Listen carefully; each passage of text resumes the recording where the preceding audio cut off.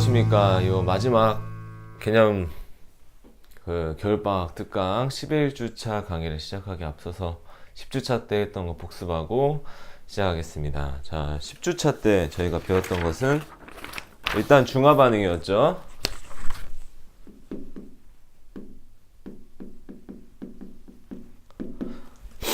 주체가 나오려고 하다 안 나오네. 자, 중화 반응은 뭐랑 뭐가 만나는 거였어요? 산과 염기가 만나서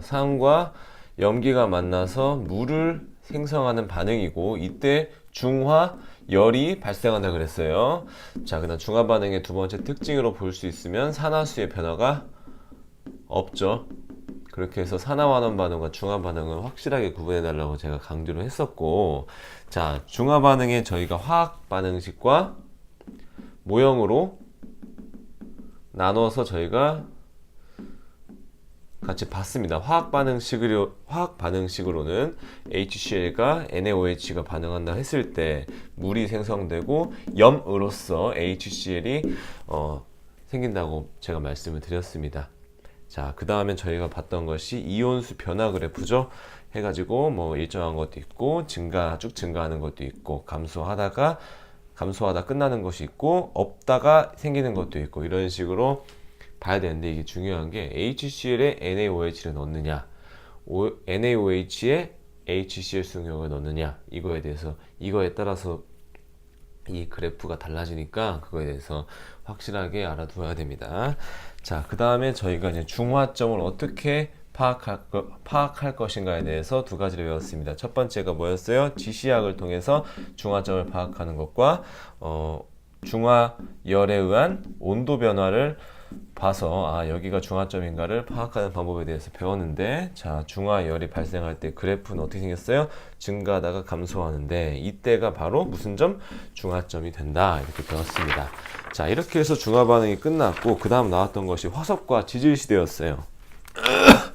자, 화석과 지질시대를 이렇게 묶어서 배우는 이유는 화석을 통해서 지질시대를 구분할 수 있기 때문이에요. 자, 일단 화석의 생성 과정은 제가 글로 써서 제가 알려드렸고 쉽잖아요. 그렇게 해서 이제 암기할 것만 좀 봅시다. 화석을 통해서 우리는 과거를 해석합니다.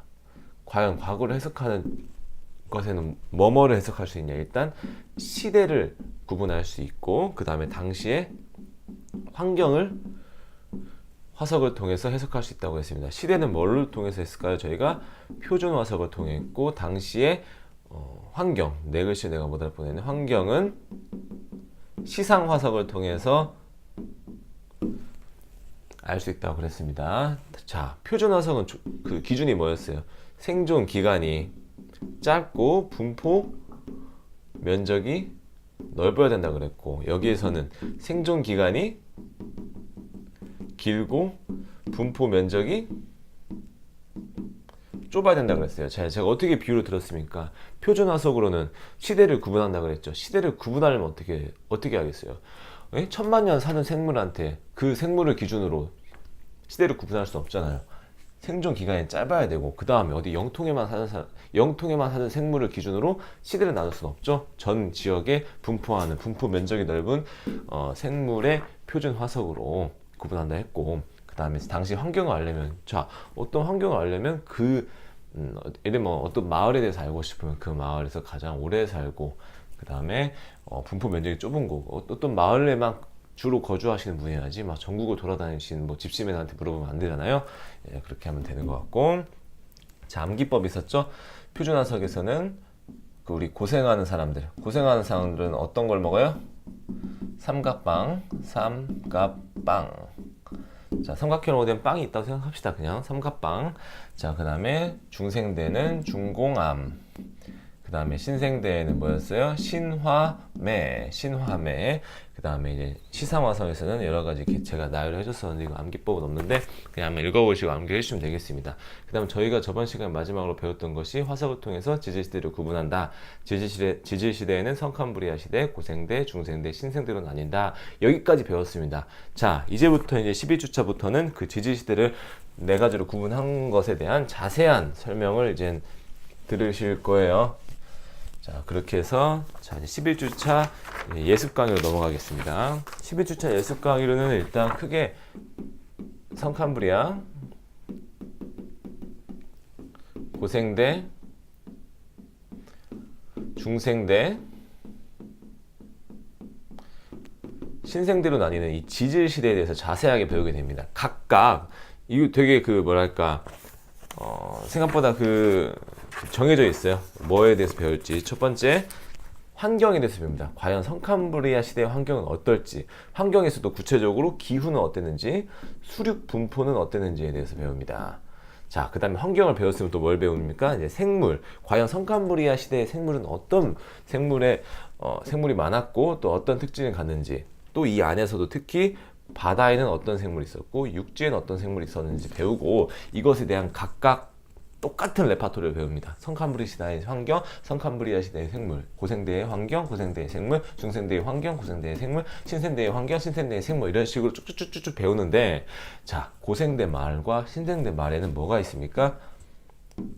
대멸종이 있어요. 대멸종. 과연 이 대멸종의 원인 세 가지가 나오거든요. 그 세 가지에 대해서 배우게 됩니다. 알겠습니까? 자, 정리하자면 이제 이번 주차는 어떻게 되냐? 저번 시간에는 지질 시대를 화석을 통해서 구분한다. 여기까지만 배웠는데, 이번에는 각 시대별로 어떤 환경이었고 어떤 생물이 있었으며 그 대멸종 시기가 몇 번 있었는데 그 시기는 언제 있었고 그 원인은 무엇인지에 대해서 배우게 됩니다. 자, 그렇게 지질 시대가 끝이 나요. 그렇게 배우면 이제 끝이 나는데, 이때는 좀 암기 사항이 있으니까 좀 암기를 해줬으면 좋겠고, 자, 그 다음 배우는 것이 진화입니다. 진화. 진화라는 말을 이게 중학교 때부터도 많이 들어봤을 거예요. 진화. 진화인데 어떤 진화? 진화는 다양한 론이 있어요. 론. 그러니까 누가 이렇게 주장하는 론이 되게 많은데, 우리가 볼 것은 다윈의 자연 선택설에 의한 진화를 봅니다. 자연 선택설에 의한 진화설을 봅니다. 네 가지 과정을 통해서 설명을 하는 진화론이에요. 첫 번째, 과잉 생산과 변이에요. 그 다음에 생존 경쟁. 그 다음에 자연 선택. 그 다음에 마지막으로 진화를 이렇게 배우게 됩니다. 이것에 대한 예시로 네 가지를 배울 거예요. 기린의 목 길이, 그 다음에 핀치새의 부리, 그 다음에 남모양 적혈구 유전자, 그 다음에 항생제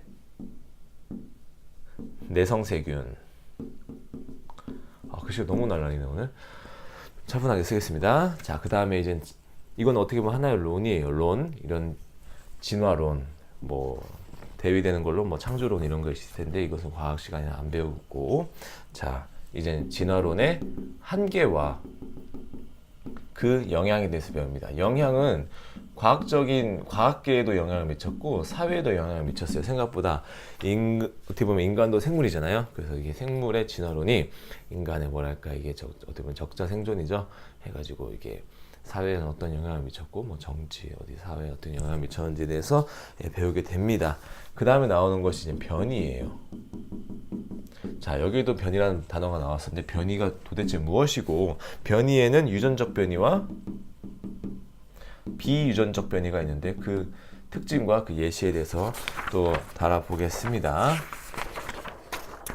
자, 그 다음에 이렇게 여기 유전적 변이가 있는데, 유전적 변이의 원인에는 또 두 가지가 있어요. 원인은 돌연 변이가 있고, 자, 유전적 변이의 돌연 변이와 생식세포의 다양한 조합, 생식세포의 다양한 조합에 대해서 배우게 됩니다. 그 다음 마지막으로 나오는 것이 생물의 다양성이에요.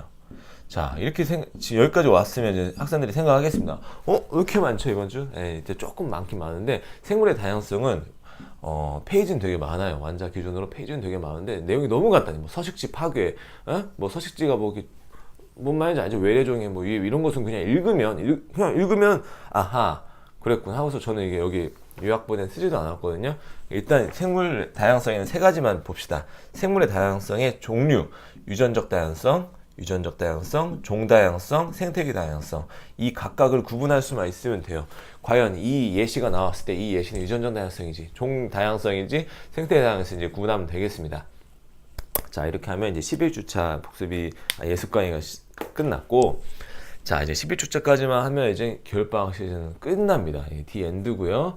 이제 이번 돌아오는 주에 다음 주부터는 이제 1등급 만들기 교재로 앞에 빅뱅부터 시작을 하게 될 거고, 그 다음에 이제 수학도 같이 진행을 하게 되니까, 예, 많은 변화가 있을 겁니다. 예, 아무튼 이렇게 마지막 예습 강의 잘 봐주셔서 고맙고, 예, 수업 때 봅시다. 감사합니다.